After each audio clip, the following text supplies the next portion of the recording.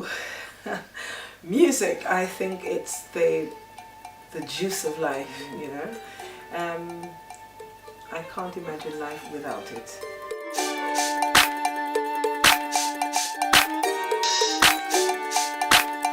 Let's go.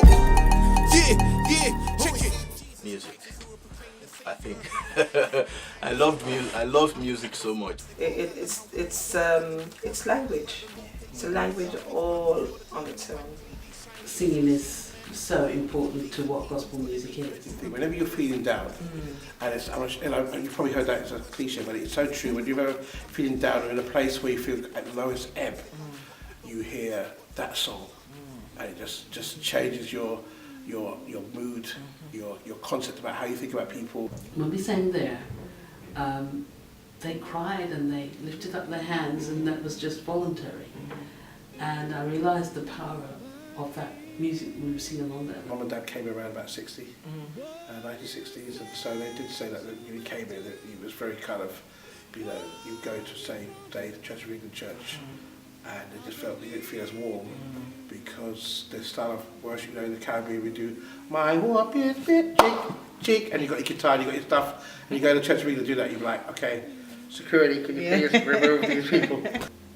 And I remember seeing the Clark sisters on stage, and I was just, wow, these ladies are amazing. And you had Maddie Moss Clark as well. This is just like, is this what heaven is like? Take me now. They brought with them the denominational music and culture that they'd grown up with in the Caribbean. But certainly a church leader, that his presence was causing discomfort amongst the white parishioners, and that he wasn't told not to come back, but it might be better if he didn't. If we don't know who we are, then we can't walk the way we're supposed to walk. If you don't know that you're a child of a king, or how God sees you, don't worry about what man sees you. If you don't know how God sees you, then you'll never stand the way you're supposed to stand. You'll always live in regret. I had a very enjoyable childhood in church, unlike some people couldn't wait to leave. And I think partly because of my involvement in music. We will go to church and we'll sit at the back.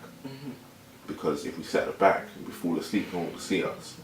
In my early years, it wasn't really a thing that you kind of enjoyed. Not that it wasn't a bad thing, just a place you went to. But what I do enjoy like church now, that I'm older and more mature, is the fellowship of which you can be brothers and sisters. And obviously 1982 LCGC started, the London Community Gospel Choir. So that was a massive movement for gospel music out of the church and into the community. How much of a legacy have we left?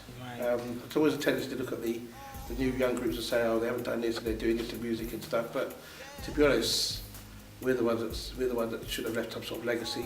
Even on a commercial level, you have, the gospel sound that everyone would recognise. That's gospel. You got the choir, and you've got the riffs, and the brilliant singing and the production.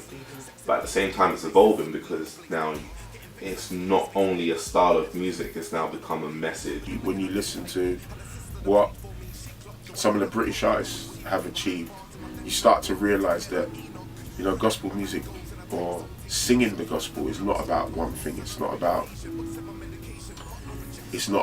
a style of music. It's about taking the essence of what has been said biblically and transporting that musically.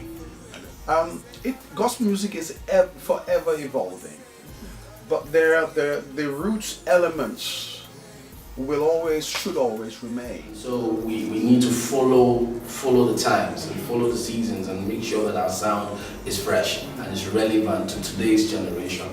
Be that as it may, we should not lose the message. The foundation, the message to stay is the same.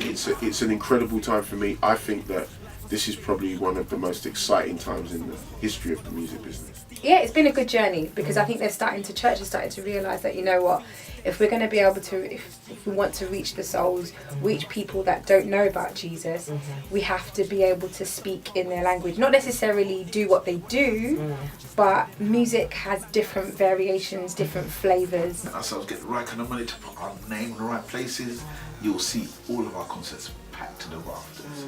You'll see our artists selling not 100 albums or not 1,000 albums. They'll be pressing 10,000 and 20,000 and 100,000.